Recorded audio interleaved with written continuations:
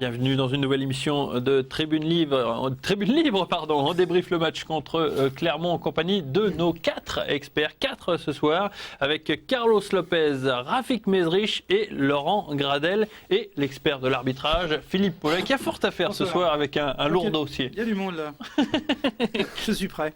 Allez, on commence tout de suite, car on a beaucoup de travail, avec notamment la première séquence, celle du jeu de passe proposé par les Troyens, observé contre Sedan et poursuivi contre Clermont. Laurent, c'est vous qui avez souhaité voir ce jeu de passe parce que honnêtement, l'Estac fait plutôt bien tourner le ballon. Disons ce qui s'est passé au début du match, l'Estac a voulu essayer d'être patiente en essayant d'étirer ce bloc sur la largeur, le bloc de Clermont qui était assez fourni, puisqu'ils défendaient pratiquement à 10 dans leurs 40 mètres, en essayant de trouver la faille. Mais bon, c'était une équipe qui était assez bien organisée. Et donc, il y avait quand même il y avait peu de possibilités justement de pouvoir accélérer le jeu et d'aller vers l'avant.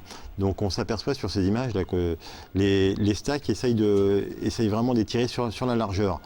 Il y a quand même une grosse maîtrise technique de la part des Troyens, ce que ressentent un petit peu tous les adversaires, parce qu'ils disent que techniquement, il n'y a pas énormément de failles.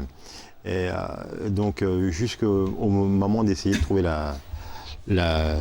la faille, mais bon, malheureusement, c'est pas venu, quoi. Ouais, pourtant, il y a de la qualité dans ces transmissions de balles.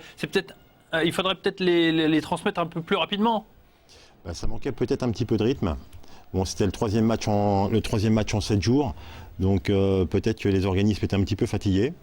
Mais surtout, il y avait une bonne organisation de la part de Clermont. Mais ça fait quand même, à peu de choses près, une possession de balle égale à 60 ou 70%. C'est quand même énorme, Carlos. C'est plutôt rare. Là, pour compléter un peu ce que dit Laurent, effectivement, Troyes essaye, comme de coutume, d'étirer le bloc adverse, qui lui permet à un moment de cette séance de jouer en profondeur, surtout dans les intervalles, sur un dénommé Marcos qui joue en appui, et autour de lui après ça propose, et c'est ça l'intérêt, l'objectif justement de cette possession de balle et de ces transmissions de balle, c'est justement de rechercher cette faille, ce ballon en profondeur à un moment sur Marcos, qui est à mon avis l'homme important dans ce système justement. Justement, c'est une bonne parenthèse puisque justement, Marcos, vous l'avez désigné homme du match.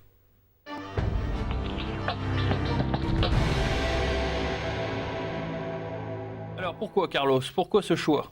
Justement, je viens de dire effectivement qu'à un moment, le système fait qu'on doit trouver Marcos en appui et autour de lui, les joueurs doivent être en mouvement.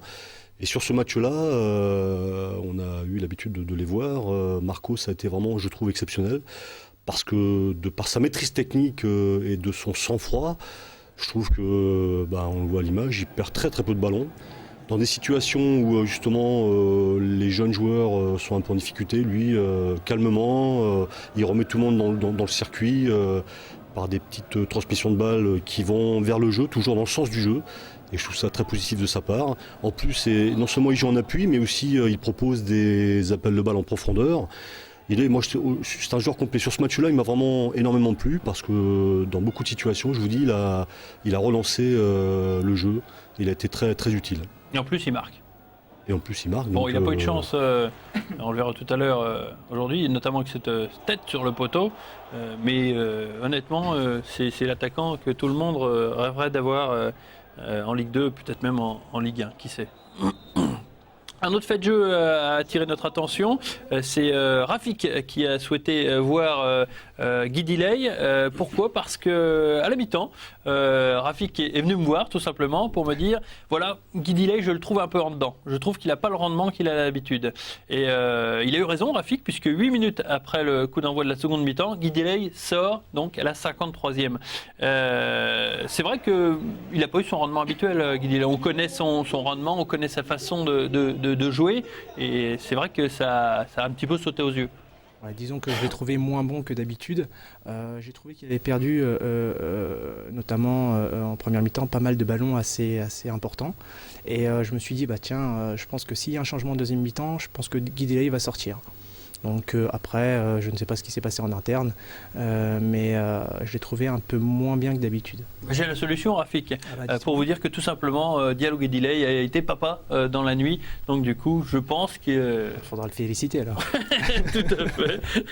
On va le faire féliciter par Philippe Paulet parce que voilà, c'est l'heure du lourd dossier de l'arbitrage et pas de chance. Vendredi soir, on avait besoin d'une canne blanche pour Monsieur Julien vendredi soir parce qu'il y a eu un problème. Arbitre supplémentaire. On va regarder la séquence, Philippe, et vous allez la commenter parce que on a la sensation, je dis bien, nous avons la sensation, pas sur cette faute sur Yacine Bezaz, mais que Marcos est proprement poussé dans la surface par le défenseur clermontois après ce centre de Faussurier. Regardez. Donc voilà, effectivement, bon, sur les images, avec le ralenti, on voit bien qu'il y a une poussette du défenseur. Elle est indéniable, il y a une poussette sur Marcos.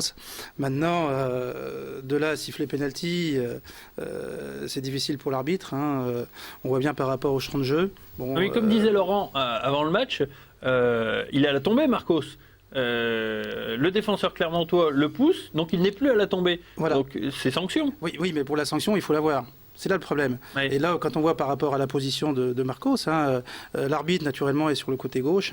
Oui. Et avec le rideau des joueurs, que ce soit du joueur troyen ou du joueur qui fait la faute, c'est difficile pour l'arbitre de voir justement cette poussette. On aurait le 5e arbitre qui serait justement derrière les buts. Là, le pénalty aurait pu être signalé. Mais il y a bien faute, on est d'accord. Il y a une faute, tout à fait. D'accord, parce qu'avant l'émission, il n'y avait pas tout à fait c'est sûr. faute. Après ça, on peut voir, effectivement, on se dit, Monsieur Marcos prend son élan, mais le joueur, effectivement, fait une faute, l'écarte du bras, il le gêne dans son impulsion. Mais après, il y a une faute. Oui. De là à ce qu'elle soit sifflée, il faut effectivement que l'arbitre voit la faute, c'est clair. Et puis, le contexte du jeu fait que...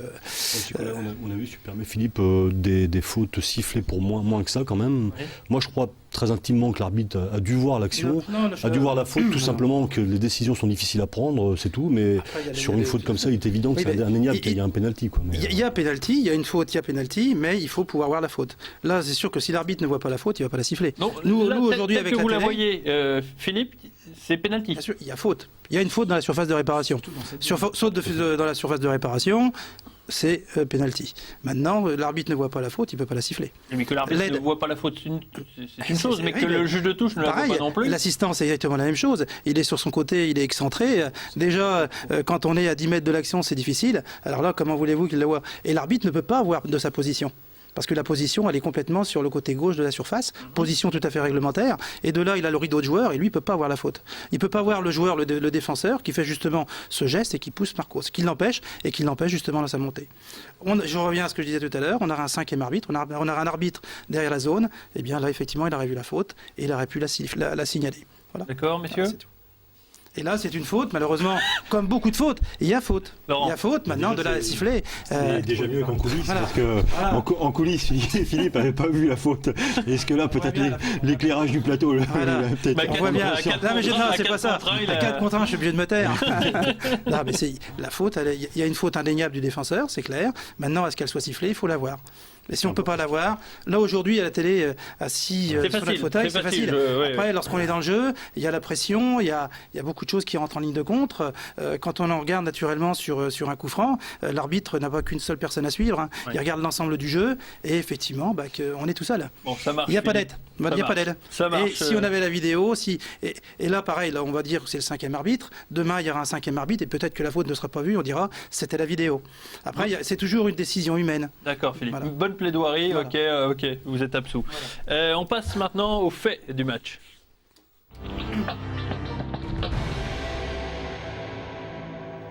C'est ce but clermontois à 2 minutes de la fin que l'on va décortiquer parce qu'il est un petit peu étonnant ce but, Laurent. Il résulte d'une faute dans la défense troyenne. Alors on regarde en image et vous allez commenter. C'est pas tout à fait une faute, c'est plutôt un concours de circonstances. C'est plutôt une égalisation heureuse pour Clermont et malheureuse pour Troyes. Parce qu'on s'aperçoit sur cette balle en profondeur là que Carlier tombe et Drouin vient, si on peut dire, un petit peu s'empaler sur Carlier.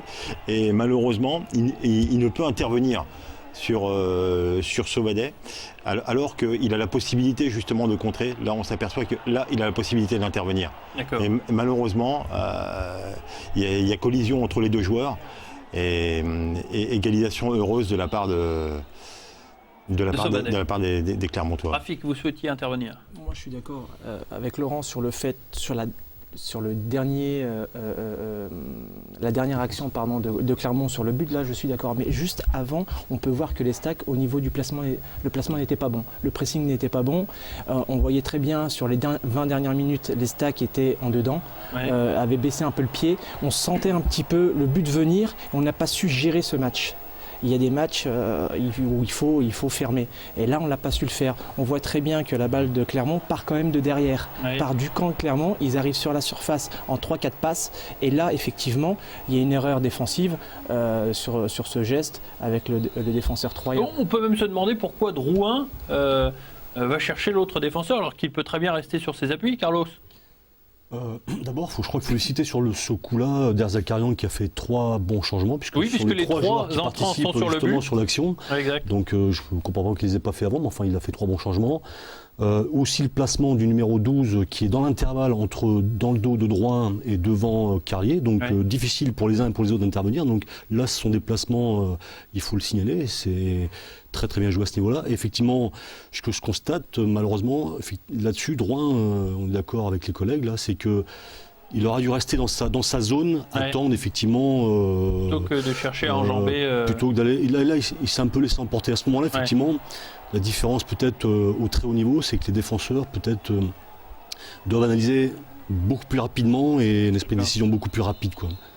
Pour terminer cette émission, messieurs, je voudrais vous soumettre une dernière interview avec donc Jean-Marc Furlan qui répond à la question que se passe-t-il avec Yacine Bezaz? On écoute.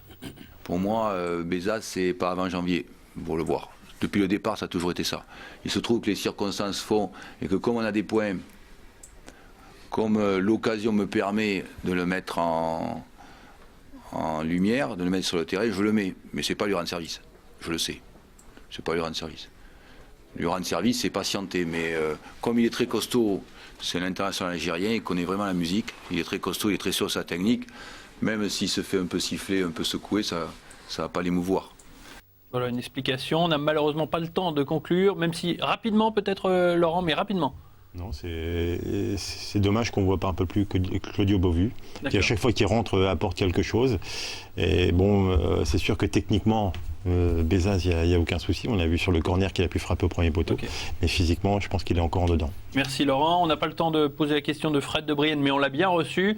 Philippe Ollet voulait nous dire que les journées nationales de l'arbitrage, c'est samedi prochain à 14h à Foissy. À Foissy pour ceux qui veulent s'exercer. Voilà. D'accord, voilà, merci. On sera en rendez-vous, inquiétez pas Philippe. Quant à nous, on se donne rendez-vous dans 2 semaines, puisque la semaine prochaine, c'est le 1er novembre. Il n'y aura pas d'émission en tribune libre. Merci Carlos, merci Rafik, merci Laurent et merci Philippe.